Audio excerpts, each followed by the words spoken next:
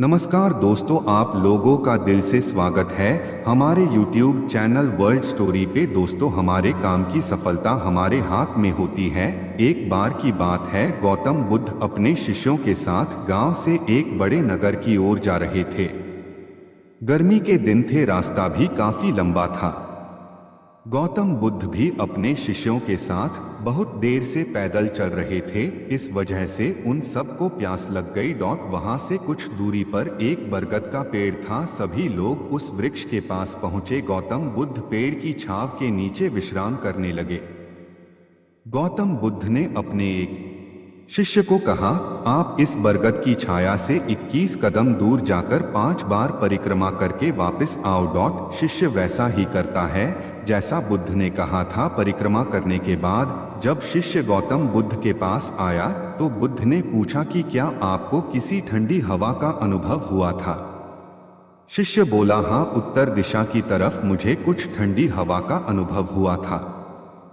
शिष्य की यह बात सुन गौतम बुद्ध ने कहा कि उसी दिशा में चले जाओ, जरूर वहां से कुछ ही दूरी पर एक तालाब होगा। उस तालाब से सबके लिए पानी ले आओ। शिष्य उसी दिशा में जब कुछ दूर गया है तो वहां सच में एक तालाब देख शिष्य बहुत प्रसन्न हुआ और तालाब के निकट जाकर तालाब से पानी भरने ही वाला होता है, तब उसकी नजर तालाब के दूसरी ओर जाती है जहां कुछ स्त्रियां कपड़े धो रही होती है। यह देख शिष्य मन ही मन सोचता है कि यह पानी तो गंदा हो गया है।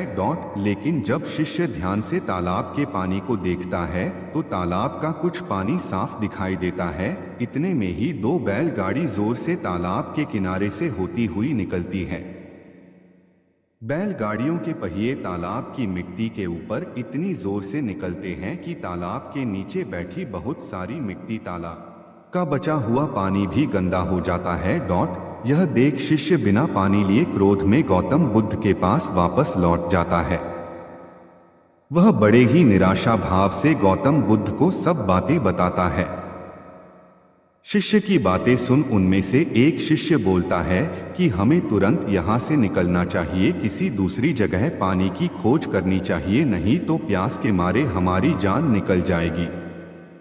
गौतम बुद्ध सभी को शांत होने के लिए कहते हैं और बोलते हैं कि धैर्य रखो, कुछ देर यही बैठो, उचित समय आने तक संयम बनाए रखो। सभी गौतम बुद्ध की बातें सुनकर शांत हो गए और चुपचाप वहीं पर बैठ गए। कुछ देर इंतजार करने के बाद गौतम बुद्ध फिर से एक शिष्य को उसी तालाब से पानी लाने के लिए भेजे। शिष्य बिना कोई सवाल किए उसी तालाब से पानी लेने के लिए चला जाता है। तालाब का पानी देख शिष्य को यकीन नहीं हो रहा था कि पानी इतना साफ कैसे हो सकता है। यह देख शिष्य अंदर से बहुत खुश हुआ और वह तुरंत पानी लेकर गौतम बुद्ध के पास पहुंच गया। सभी ने पानी पीकर अपनी प्यास बुझाई, लेकिन अब भी सबके मन में एक सवाल था कि आखिर यह चमत्कार हुआ कैसे। तालाब का पूरा पानी तो अभी तक गंदा था, अचानक से पूरा पानी इतना साफ कैसे हो गया। जरूर कोई बुद्ध की शक्ति है। इतने में एक शिष्य ने यह सवाल गौतम बुद्ध से पूछ ही लिया कि यह चमत्कार आपने कैसे किया। शिष्य को जवाब देते हुए गौतम बुद्ध कहते हैं कि यह कोई चमत्कार नहीं, यह आपके सब्र का फल है। आपने सब्र रखते हुए उचित समय का इंतजार किया। जितनी देर हम सब लोगों ने सब्र किया, उतनी देर में तालाब के पानी के ऊपर तैर रहे सभी गंदे तत्व और मिट्टी तालाब के पानी के नीचे बैठ रहे थे।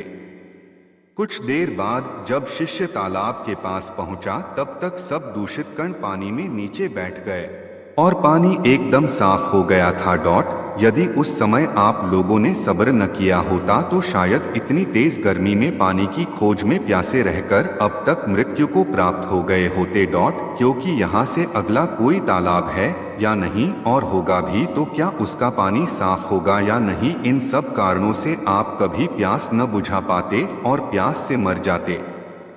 दोस्तों, इस कहानी से आपको कुछ भी अपने जीवन में सीखने को